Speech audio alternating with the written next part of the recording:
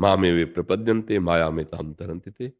भगवान की शरण में होकर राधा राधा बोलो, कृष्ण कृष्ण बोलो, अच्छे आचरण करो, जो गलतियां हुई भगवान क्षमा कर देंगे।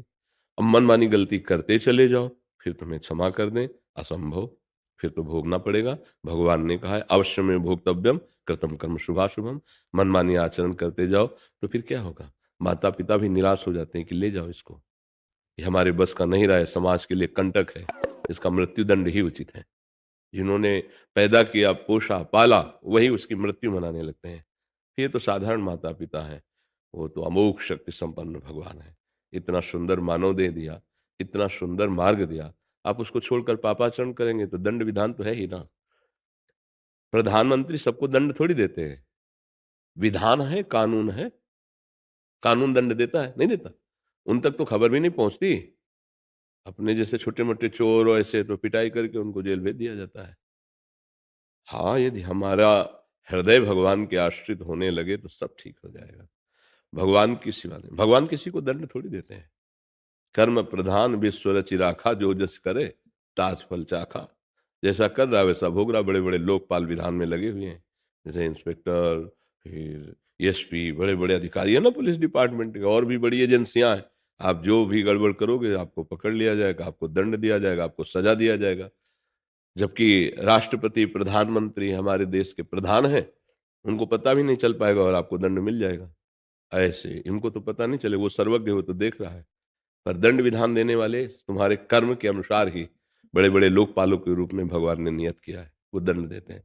जैसे अग्नि लोकपाल है, वायु लोकपाल है, जल लोकपाल है, पृथ्वी लोकपाल है, इस तरह से लोकपाल है।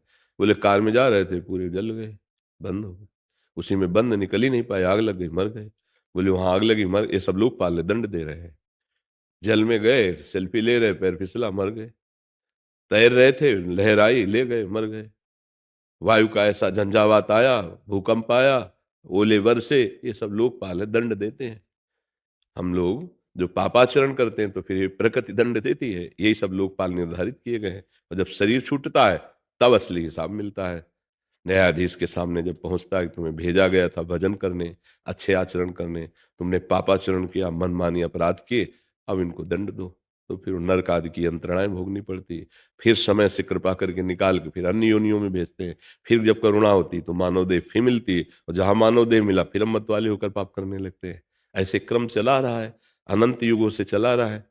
कब से सृष्टि रची गई आज तक कोई तारीख बता पाया है क्या? कहीं किसी इतिहास में तारीख लिखी हो तो हमें बताना कि सन या संवत अमुक तारीख अमुक उस दिन सृष्टि रची गई।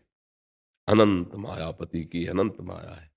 तो मुक्त होने के लिए हमें मानव देह मिला, हम तो फंसते चले जा रहे हैं। क्यों बच्चा? कुछ समझ में आ रहा है तुम्हारे? हाँ, नाम जप करोगे तो साधु की भाषा समझ में आएगी, तो अध्यात्म है।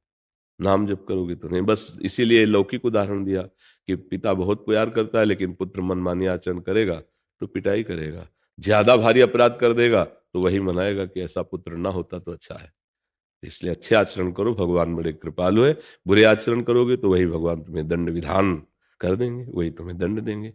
और दंड से पवित्र होता है जीव, बुद्धि सुधरती है। दंड बड़ा पावन करने वाला है। जैसे रोग है, पिटाई है, ये हमारे पापों को नष्ट करते हैं। जेल है, ये हमारे पापों को नष्ट करते हैं। फांसी की सजा है, हमारे अपराधों का मोचन होता है। तो ऐसे अपराध करे काहे को कि ऐसा भयंकर दंड मिले। नाम जप करो, सबकी सेवा करो, अच्छे आचरण करो, समाज के प्राण प्यारे बन जाओ, तो भगवान आपको बहुत प्यार करने लगेंगे। सीधे पता चलेगा कि भगवान हमें प्यार कर रहे हैं, अनुभव में आता है। नहीं तो संत महात्मा किसके सहारे चलते हैं? अगर भगवान का प्यार न मिले तो कैसे हम लोग जीते हैं? भोजन से थोड़ी जीते हैं, भगवान से जीते हैं। और वो कहीं दूर थोड़ी रहते हैं, नेत्रों में, मन में, प्राणों में, बुद्धि में वही समाये रहते हैं। समझ पा रहे हो आप? कोई संशय? जी। अशोक कुमार यादव जी।